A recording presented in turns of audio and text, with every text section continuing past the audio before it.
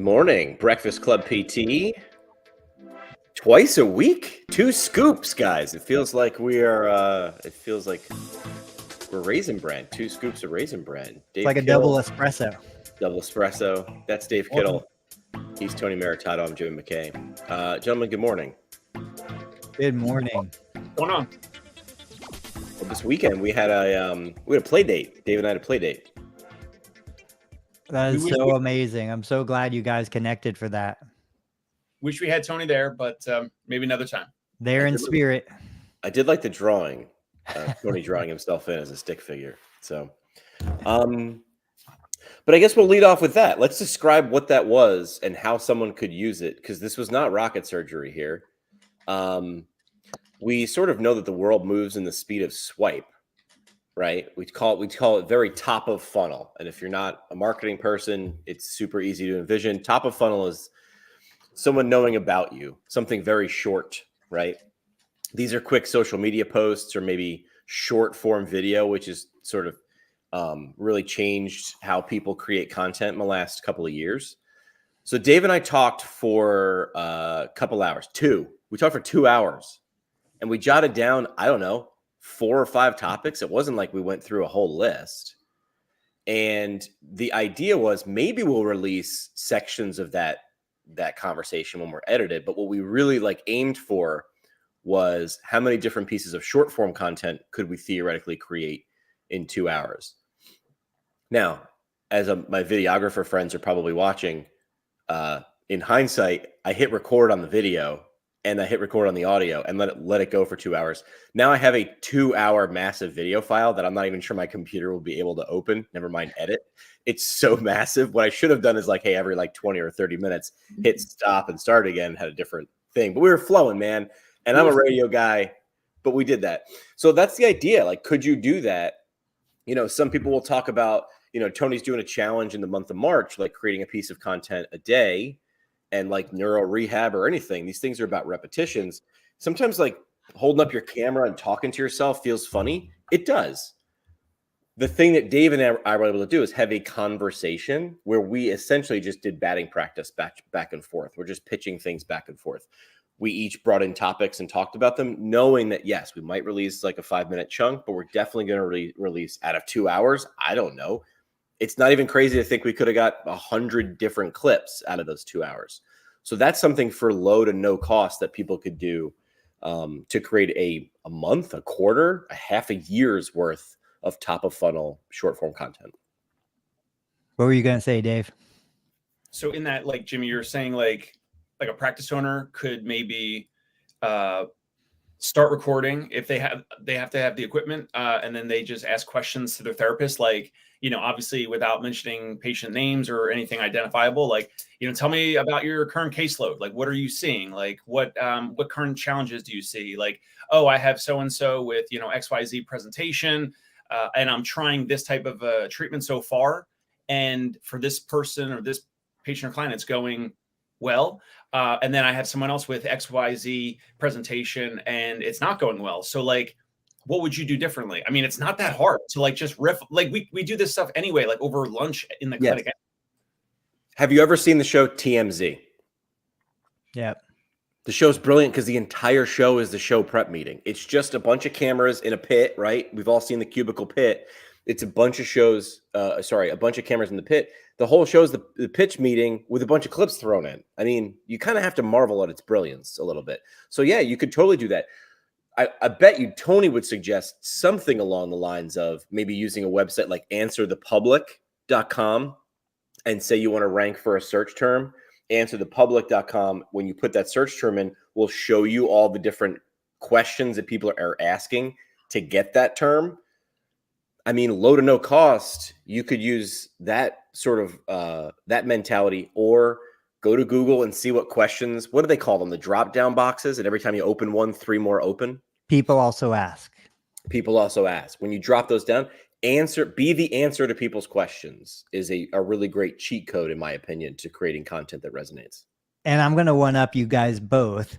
Yeah. So what you did was outstanding. I remember when Will Butler and I used to get together, I'd hit record, I'd get a double lapel mic going, and we would just record our conversation. Before that, 5 years before that, we're going to go back to like 2017, 2016. I would set up my camera. Now, I've always had a GoPro. I don't use it enough, but I've always had a GoPro. I would set it on my desk in the exam room, pointed at me, because I knew the second I hit record and I saw a red light on the camera, I would freeze. My mind would go blank. I'd get balls of spit in the corner of my mouth, and I would have no idea what to say. But what I would do is I would set up a little camera, put it on the corner of my desk, pointed at me. I would evaluate my patient. We'd sit there, we'd talk. This was back in the day when I went into an exam room for an evaluation. Doesn't happen too often now. And I would record that content. It was twofold. One is it made me a better clinician, because then I'd watch myself later and I'd be like, oh my gosh, I'm not even looking at this person. I'm not engaged with this person. I'm doing a horrible job. I need to improve my communication skills. But what it would also do is when somebody would tell me, I've got this problem, I've got this collection of symptoms, it would give me the opportunity to record my response in real time with a real human speaking naturally. And that was the way I kind of broke through that barrier of, okay, this is actually something that people will want to see. That's why if you look at my Total Therapy Solutions YouTube channel, you see all these little clips. But if you go way back in the archives, you will find videos like that. Another one that I used to do, and I don't have that one handy, I've got a little Tascam recorder. It's got the lapel mic. It's battery operated. I'd stick it in my pocket. I'd hit record. Fast forward. So this was back. I was looking at this video. I said, mic up your therapist, just like NFL. They mic up the players so you can hear those little impromptu clips. I would record myself through the session, and then I'd go back and I would find the little clips where I'd answer questions. And it could be the silliest question, like, should I use heat or ice when my shoulder hurts? When I get home, what do I do for this? Or what do I do for that? Real questions, real patients, real responses. Now with AI, so now we're doing that with AI, and AI is transcribing that and turning it into a treatment note. Yep. So, you know, these ideas just recirculate. Now that technology changes, the same idea can be used for different things.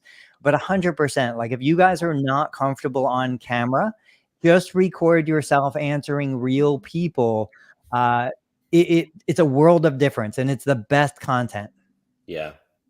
What's funny is like when someone does that, like Tony, like 5, 6, 7 years ago, people are like, nah, that's a little crazy. It will become normal. And I think I said this before. I know I've used this example, is like the crazy ideas are like, they're like saw blades.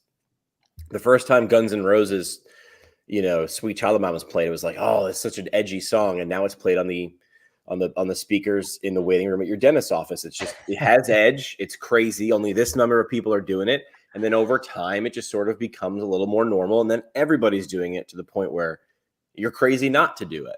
All right. So that's sort of what Dave and I had done. I'm going to figure out, I got to call some video friends on how to open a 2 hour long video on my MacBook. This has been massive video size, but so we want to start off with something audio generated. We want to start off with like sharing some audio. This was a suggestion, I think from Tony, is we'll share this.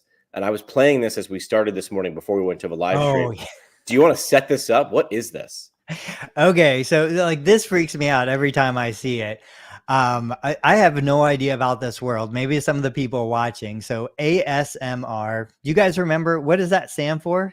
I don't. I gotta look it up.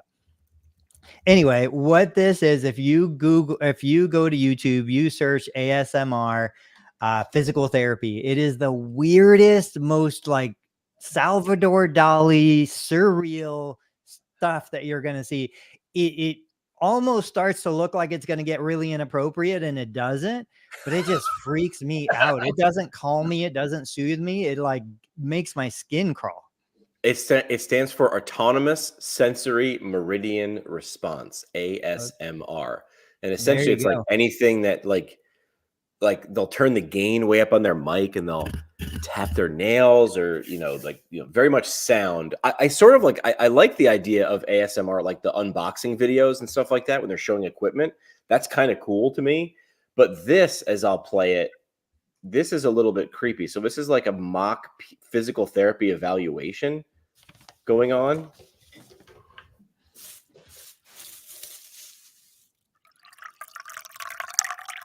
Making tea first. It's herbal therapy and physical therapy combined. Body nice and warm.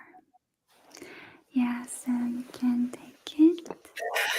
Now, most of the ones that I found use that weird voice. Yeah, and please relax.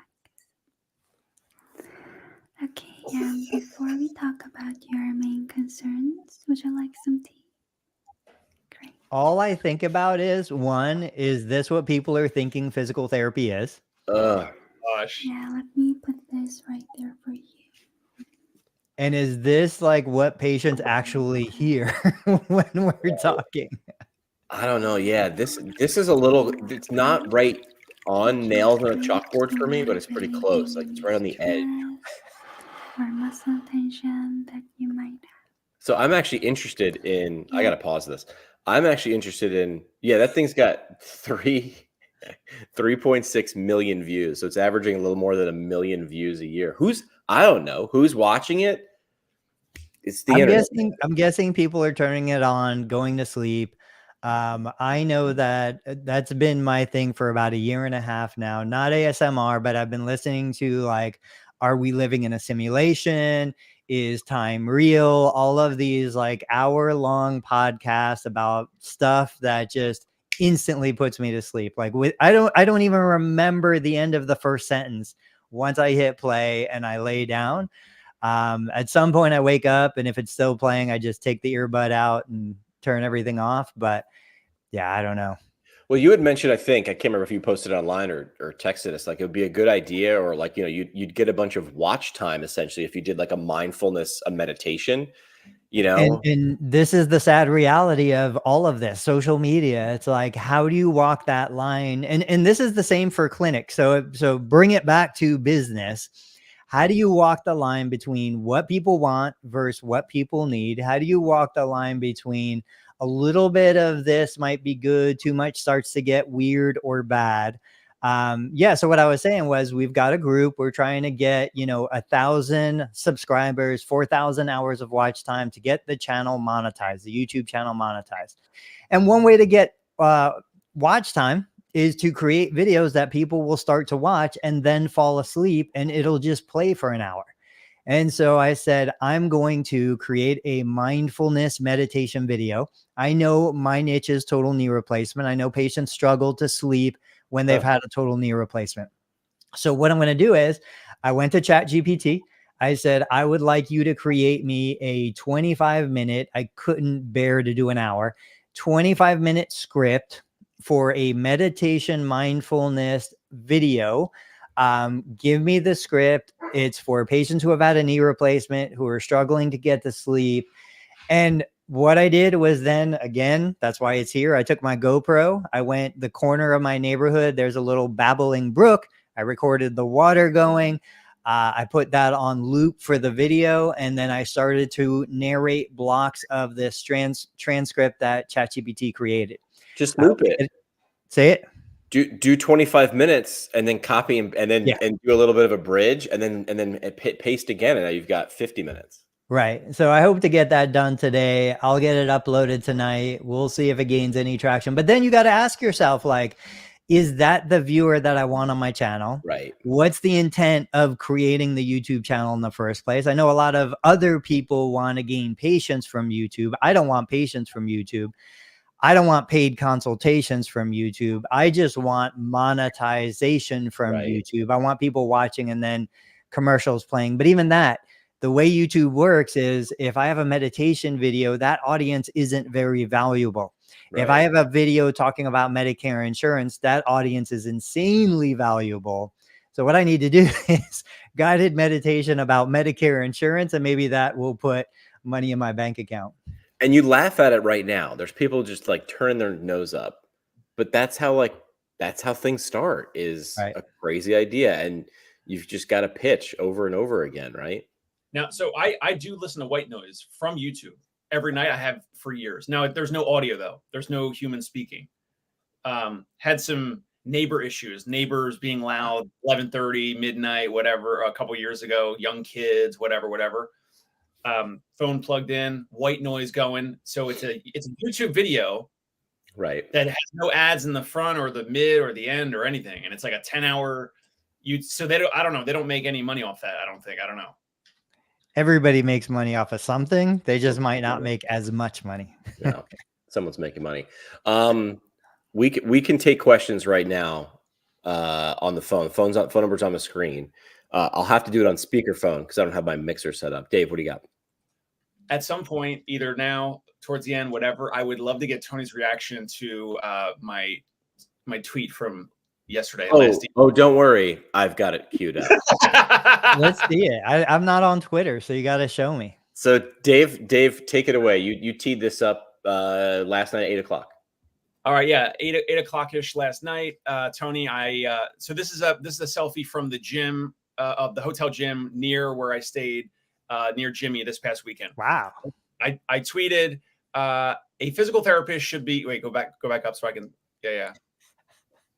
a physical therapist should be physically fit if they want to charge $250 to $400 plus per visit and to get patients to invest in their health and wellness. Agree or disagree?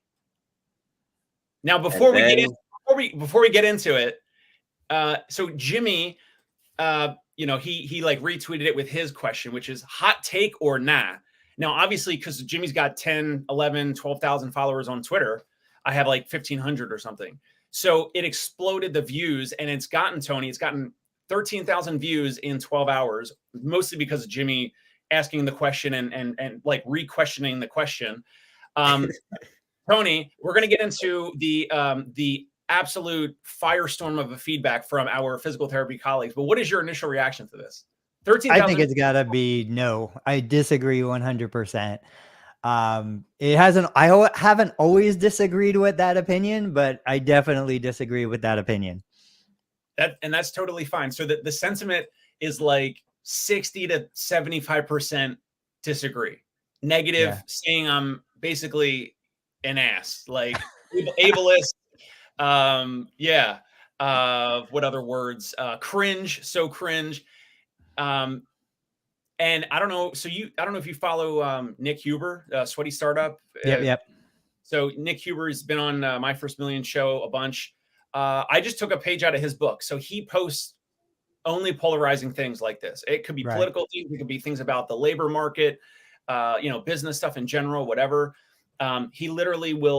He specifically has a formula. He actually and I didn't buy it, but he sells a course. It's like $500 on like how to grow your following on Twitter. And this is like basically the formula. Yeah, I follow him. I've heard him talk about this a ton. I mean, I agree with the strategy 100%. And knowing you, I understand, I don't think you're sharing something like this to be malicious or anything. And I would even say, I think most people understand you're putting this out there for discussion, or at least maybe I assume that because I put a lot of this stuff out there for discussion. I don't think it's ableist. I think you're talking to a very specific audience. I think you're sharing a culture that I think is beneficial in a lot of ways. I'm going to say I would divorce fitness from the cost of the visit, because I think an out of shape, overweight, 49-year-old could also charge $250 to $400 because he has lived that life and can empathize with a patient population that is in that world right now. So, if I look at it from that perspective, I would say anybody who can relate to their community on anything can charge that rate. So it's not that because you're fit, you charge that rate. It's because you empathize with your community, your age, and everything that's going on in your life. I don't see it as derogatory or negative toward anyone in any way, which obviously a lot of people take it that way, but I think that's their own insecurities. That's their own problem. I'm the kind of person that I look at that. There's a little bit of envy in me looking at that. It makes me want to get in my garage and lift weights today instead of running today. And I think that's a good thing, but I'm also comfortable and secure in my current stage of life. So are you suggesting that some of the physical therapists are insecure that had some negative feedback for me? Is that absolutely? I think it tugs at insecurities. I think anytime I see a negative response, it's because of insecurity. I really do. Somebody who is secure in themselves, secure in where they are, feel good about what's going on, regardless of their physical health at the moment, I think would look at that. I don't think they would even bother to comment.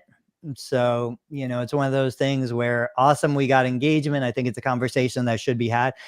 I haven't figured out, you know, things. I know you want to speak, Jimmy. Give me one sec.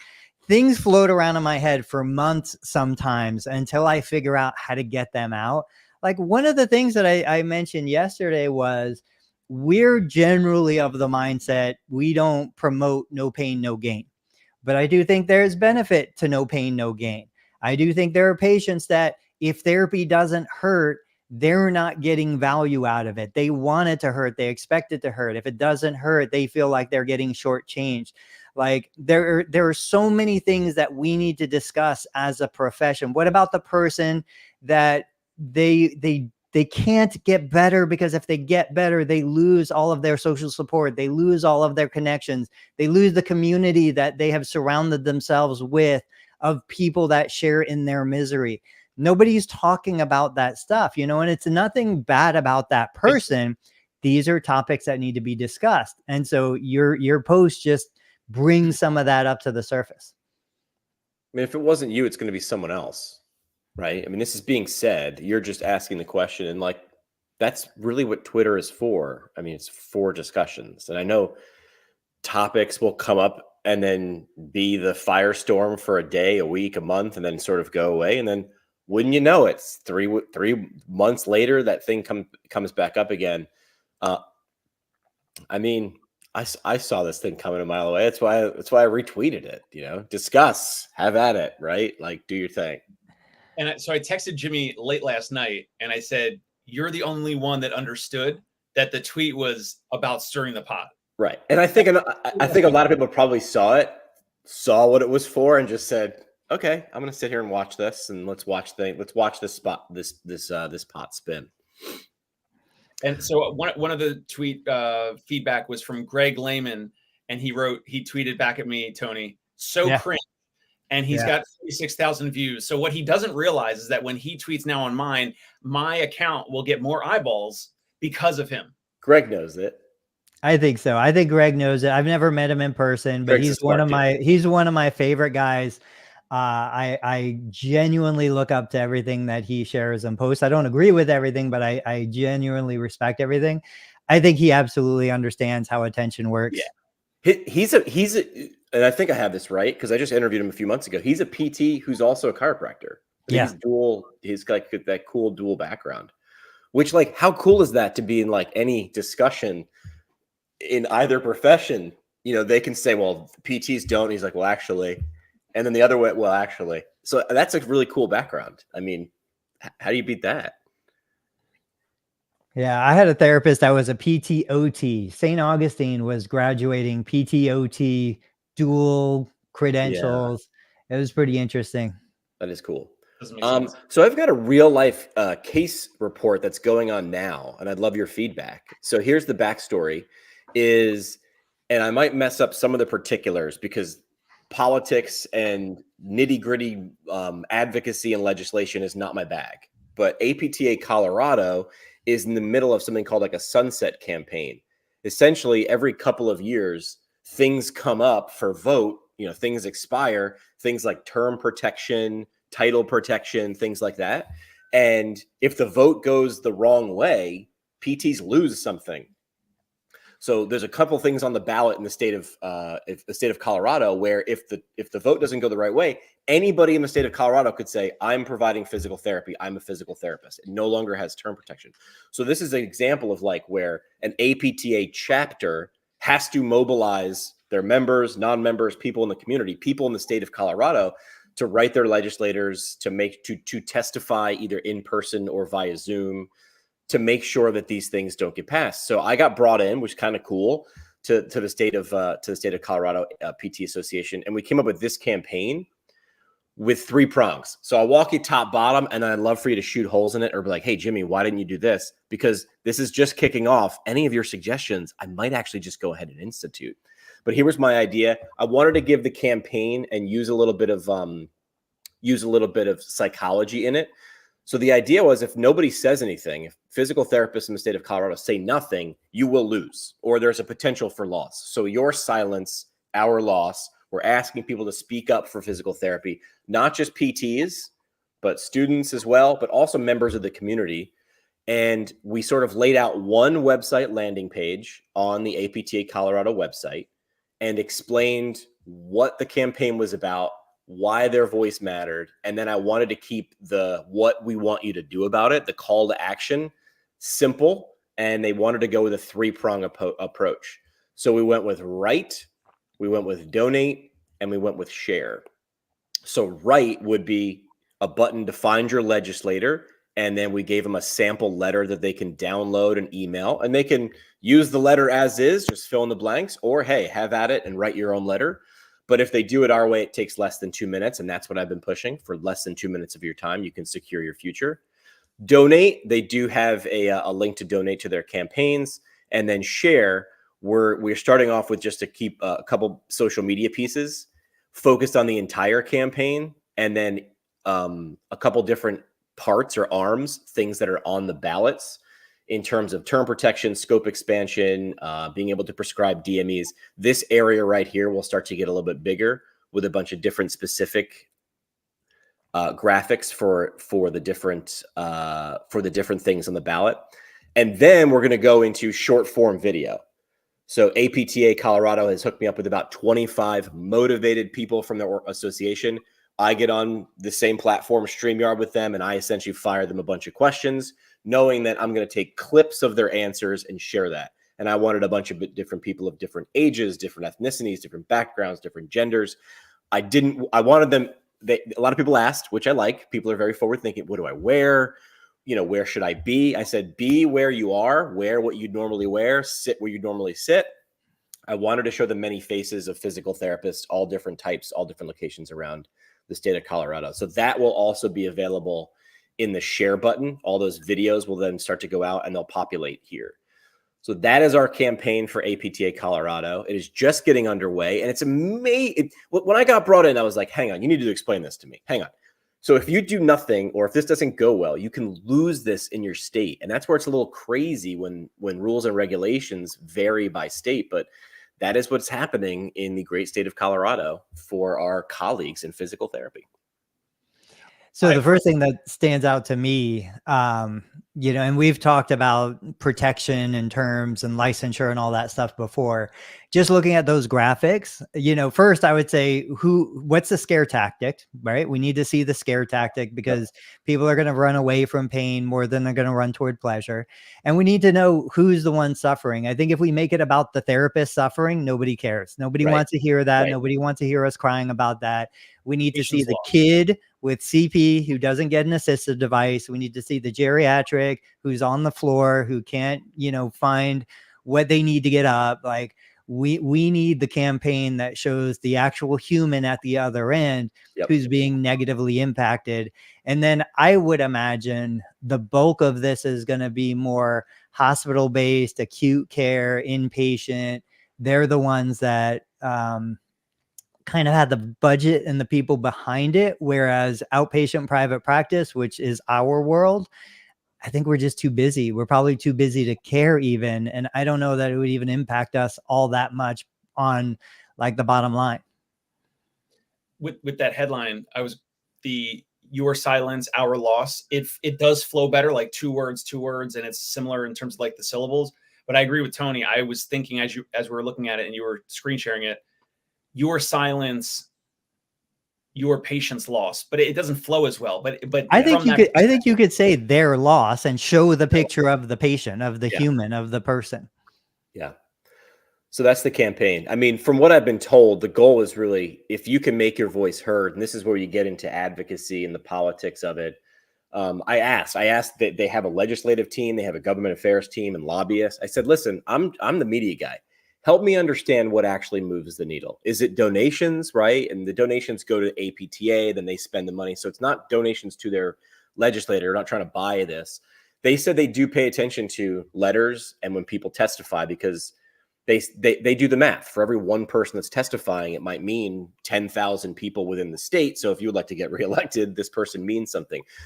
But even writing 100, 200 letters in a time period is not easy to do. It took Dave, flexing the bicep to get a few thousand, retweets or likes or comments.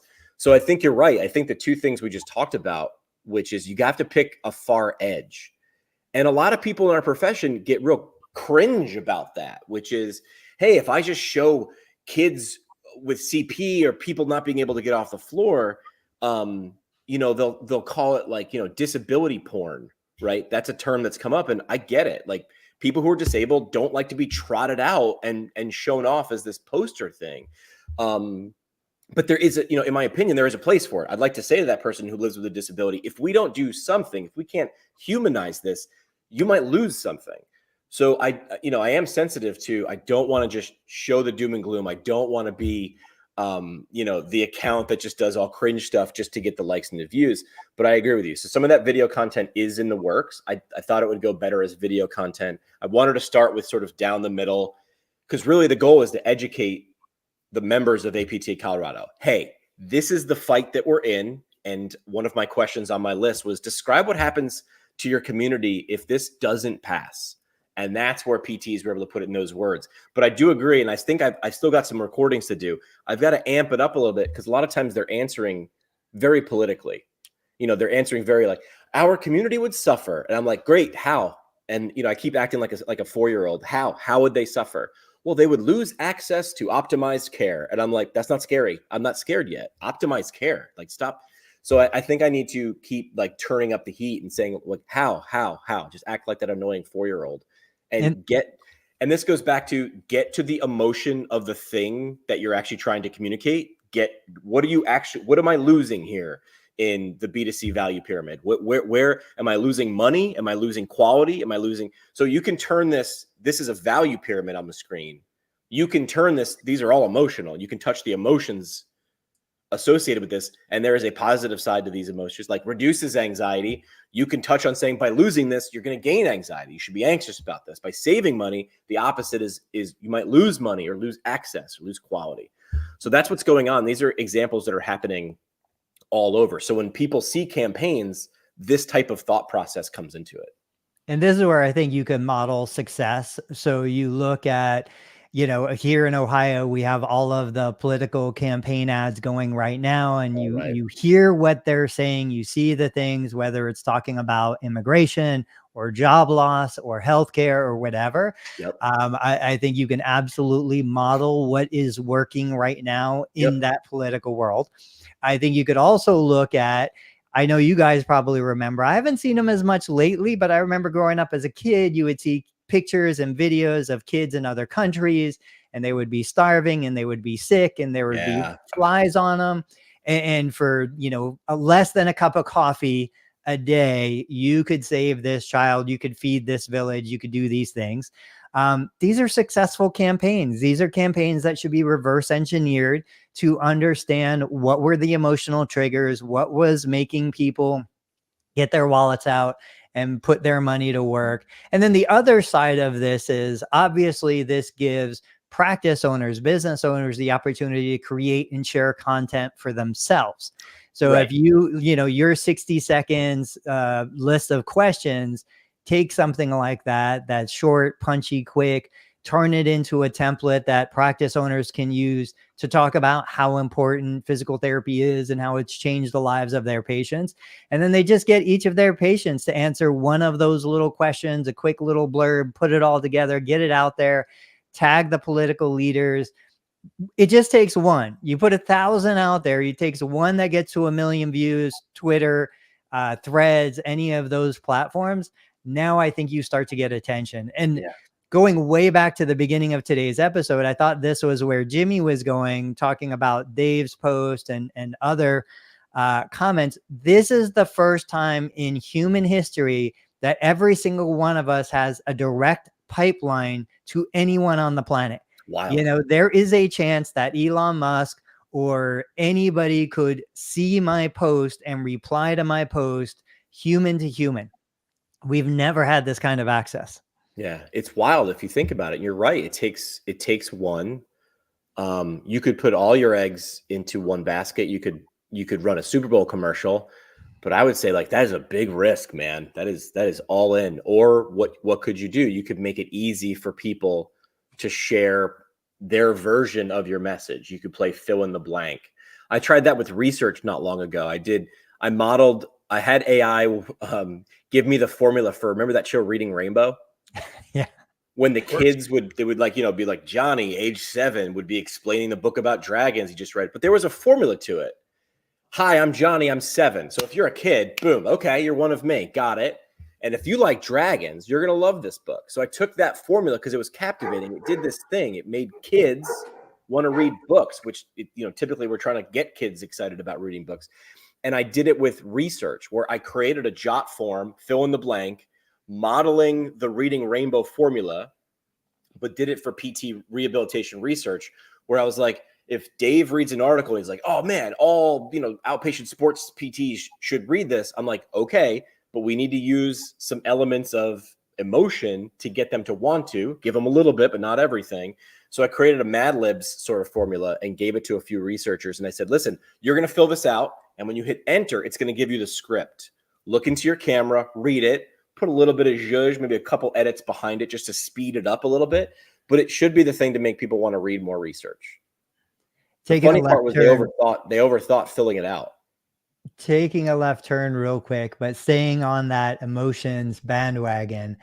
I remember so free plug here. Sorry, Jimmy.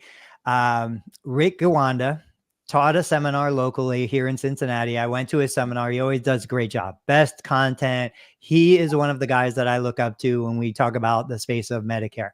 And so, lunchtime, I never go out to eat, but I was far enough away from home. I had to go somewhere. I go to Five Guys. I love burgers. I don't look at the menu per se. I'm just like, I just want a burger, cheese, bacon, and fries. And the guy runs my credit card and it's like $20 or $22 or whatever it was. And I remember it was impactful enough that I was like, how many burgers did I buy? What is going on here? But anyway, so I go and I sit down and I eat it and I enjoy it. I'm happy about it. And then recently, within the last couple of days, I saw a big article post across all the business publications. Somebody had shared their receipt. I should have done this. Why didn't I do this? I should have shared my receipt. I think they shared it on X, on Twitter, and it was a $25 burger and fries. And so everybody freaked out about it. Back to the Wendy's popular topic. I really think this is a great thing for Five Guys. When Five Guys first came into my area, we were pumped. We were excited. We were like, wow, a great alternative, still fast food, but not McDonald's. We went a whole bunch of times. We loved it. And then we forgot about it. They just completely faded into the background. But now, because this person shared this receipt, it reminded me that Five Guys is still a thing. I'm going to go get Five Guys probably sometime this week. I'll take my kids. We'll go have lunch.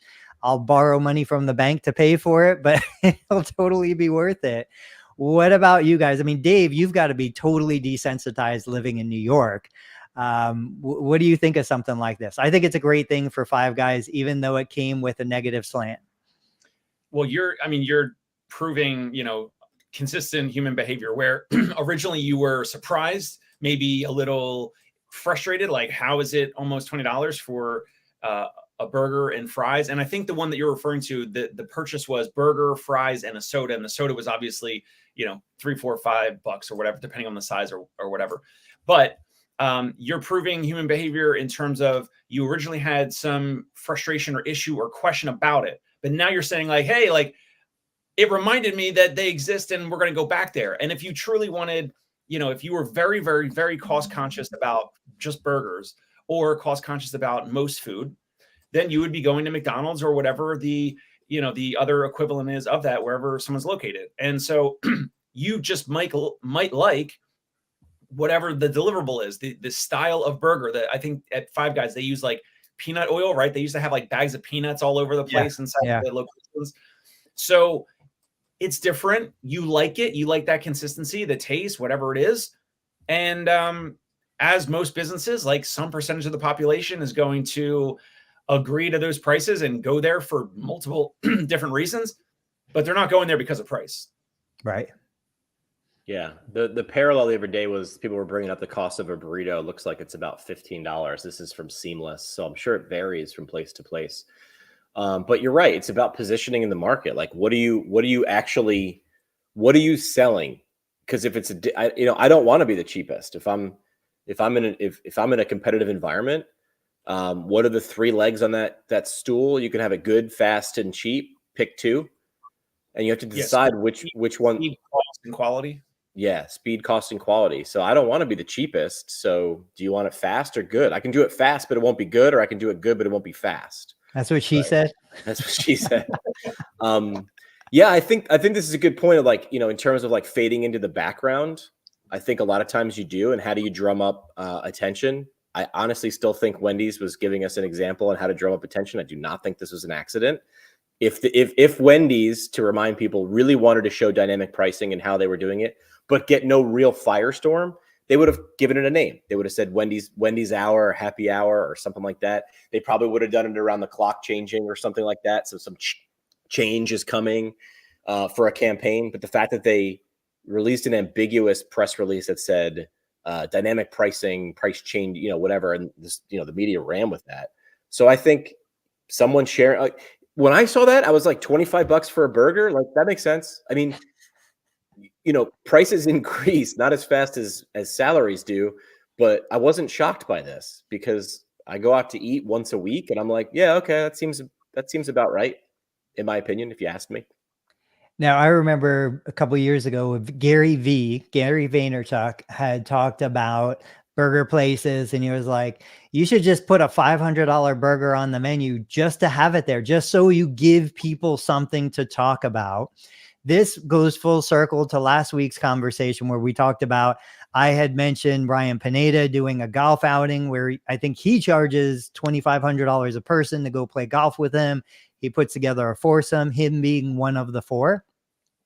But we talked about like people complain, therapists complain, nobody will pay cash for physical therapy. And we're like, have you put it out there? Have you put it on your website? Have you made the offer to let people even have a chance at saying no?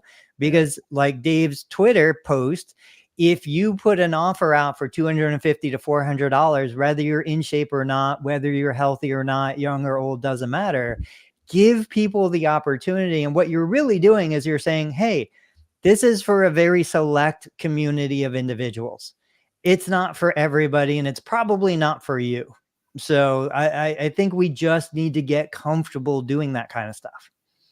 If you don't offer it, don't be surprised if people don't pay it, right? I mean, I used to get my dad a gift every year. My dad used to like to drink scotch, right? That was his drink, end of a round of golf, right? That was his one thing. And when I was buying him a gift, I typically didn't want to buy him the thing that he drank. I think he drank like black or red. I don't know the order of the doer's colors, but of course I would buy him a bottle of blue. I was buying him a little bit of status, right? So on the hierarchy, I was trying to buy him something higher up on the status because I wanted to show my dad like, hey, I'm not just buying you some hooch here, from the liquor store. I want to buy something nice for you to put on the shelf there and be like, we only break that out. That's only for special, whatever. So offer that, right? I mean, I was shocked, and I had this idea. I didn't act on it, but years ago I understood, or I was taught by my former program directors in radio, that we didn't really sell music, right, on the radio. We sold access. So we sold accompaniment. We sold companionship, right? People knew who we were in the local community. As soon as Spotify and things like that came out, they're like, radio's going to die tomorrow. And I was like, I don't think it's going to be tomorrow, because what they can't do is replicate this thing that we didn't own anyway. But the thing that I wanted to do, or I was surprised, or I was like, hey, how would I figure this out? But I was 22. I had no idea. Bands and backstage access. If you've ever been backstage during a concert, I got news for you. It is the crappiest place to watch a concert. The sound is bad. It is a dangerous environment. That is not. I don't know why people would want to go back there. It's because no one else is back there and no one can get there. So I was like, well, you should sell this and bands should make a cut and da-da-da. And now they have that. Those sort of experiences are available. and why, so I can tell people I did it and you didn't. This is the velvet rope. This is, I want to go to the place where you can't get in to say that I got in. Yeah. Well, and also since Tony mentioned the food and the burger, I put in the show notes this company Oishi. They were selling it was $50. Even now it's $20. It was a $50 box of 6 strawberries. Now the strawberries are huge. They're the best tasting strawberries you ever had. We bought them on sale. Yeah, it does sound like, exactly. So now it's a $20 box of 6 extra large strawberries. It's indoor vertical farming. They're the sweetest, most incredibly tasting strawberries ever. You buy a regular box of strawberries, they're what? $3, $4 for a box of random strawberries that taste a little like strawberries and a little like water, and so it's not for everyone. We didn't even buy it when it was full price, and not when it was a $50 box of strawberries. And now they're trying to sell more to more people. So now it's like a $20 box of strawberries. So it was $8 per strawberry. Now it's, $3 and something per strawberry. And you're not going to get that all the time.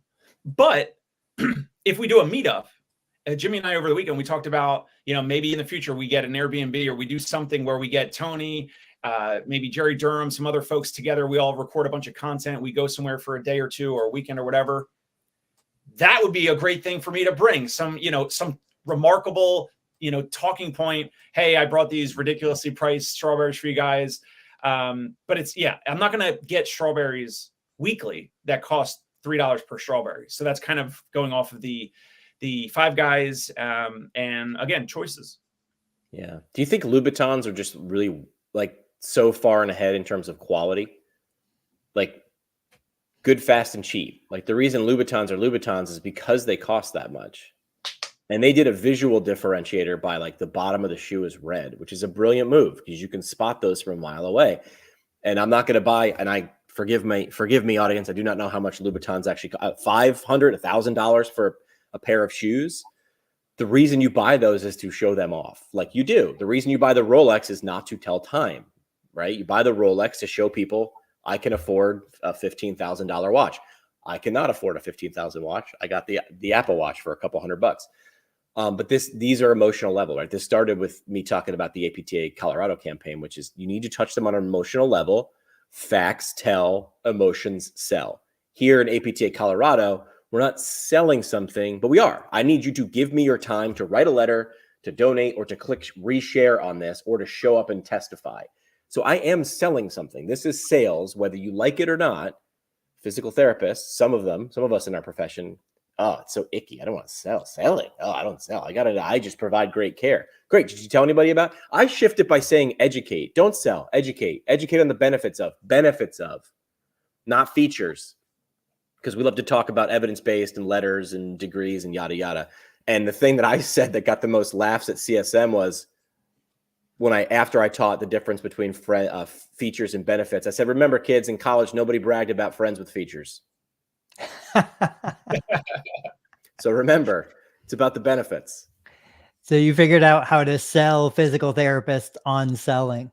Right. Last little one, and then we can wrap up whenever you guys want. So I had shared while you guys were partying in New York, I went to a school fundraiser. It's an elementary school fundraiser. I do this once a year. My wife actually had started the fundraiser a couple of years ago because we wanted to transition a building that was really just kind of sitting there doing nothing. We wanted to turn it into a second gym space. So we said, hey, let's do a fundraiser. Let's do a, big thing. We'll rent out a place called the Manor House. We'll host giveaways and auctions and all the stuff you would expect. Now, this is an elementary and middle school, private school. I'm going to say, don't quote me, maybe 800 students here.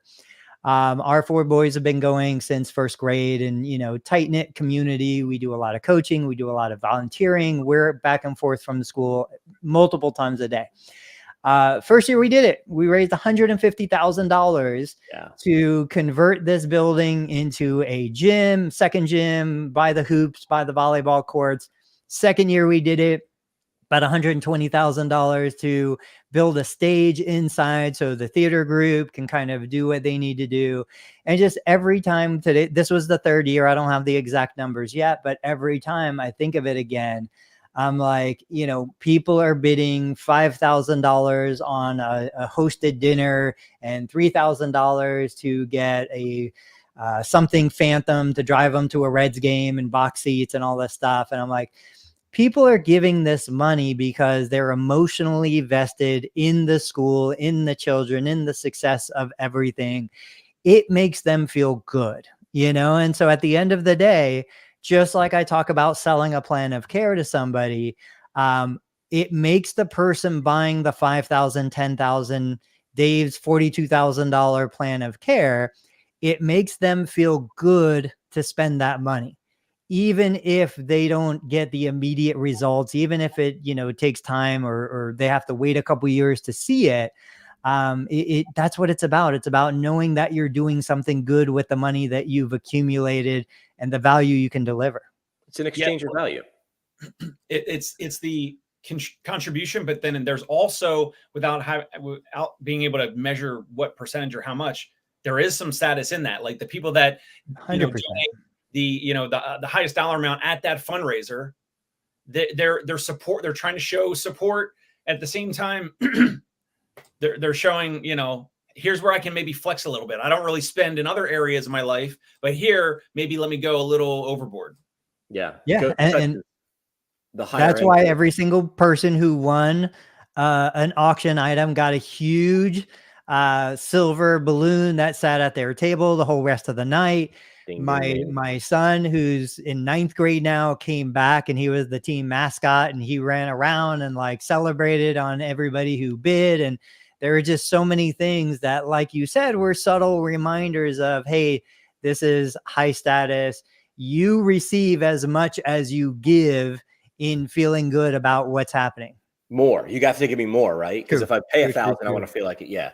Yeah. I did the same thing. You know, I went to a Team Gleason fundraiser a couple of years ago, and that's an organization that I've sort of done some things with over the past couple of years, and went to one of their fundraisers, and there's an auction, and there's all the items, and on the digital screens, it's showing what they do with the money, right? So they got the wow and the how, and they waited. The bidding did not open. I know this is going to shock you, until at least an hour and a half into the open bar.